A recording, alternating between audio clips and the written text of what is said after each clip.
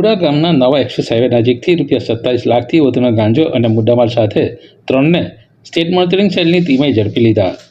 State monitoring સેલની ટીમને ચોક્કસ બાતમી મળી હતી કે નવાપુર તરફથી આવતી એક ટ્રકમાં લોખંડના પાઇપની આડમાં સંતાડીને મોટી માત્રામાં ગાંજાનો જથ્થો આવી રહ્યો હોવાના આધારે પલસાણા તાલુકાના ગલુડા ગામ પાસે નવા બનતા એક્સપ્રેસ હાઈવે પાસે નાકાબંધી કરી બેઠા હતા. દરમિયાન બારડોલી તરફથી બાતમી મુજબની એક ટ્રક નંબર GJ04AW4624 આવી ચડતા તેને રોકી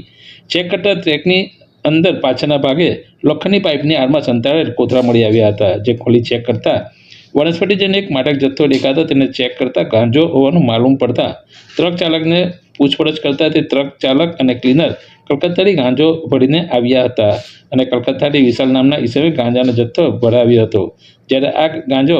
અમરેલીના રાહિલ ગંદારિયા નામના શખ્સે મંગાવ્યો હતો.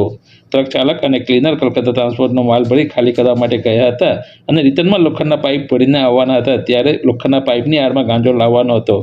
તેની ઝડપીને સ્ટેટ મોનિટરિંગ સેલની ટીમે નાકાબ બનાવી ₹6.5 લાખથી વધુની કિંમતનો 67 કિલો ગાંજો, ટ્રક, મોબાઈલ ફોન અને અન્ય મુદ્દામાલ મળી કુલ ₹27 લાખથી વધુના મુદ્દામાલ સાથે સ્ટેટ મોનિટરિંગ સેલની ટીમે ટ્રક ચાલક, ક્લીનર અને ટ્રક માલિકને ઝડપી લીધા અને તમામ આરોપી અને મુદ્દામાલ ગાંધીનગર ખાતે સ્ટેટ મોનિટરિંગ સેલની કચેરી ખાતે લઈ જવામાં આવ્યો છે.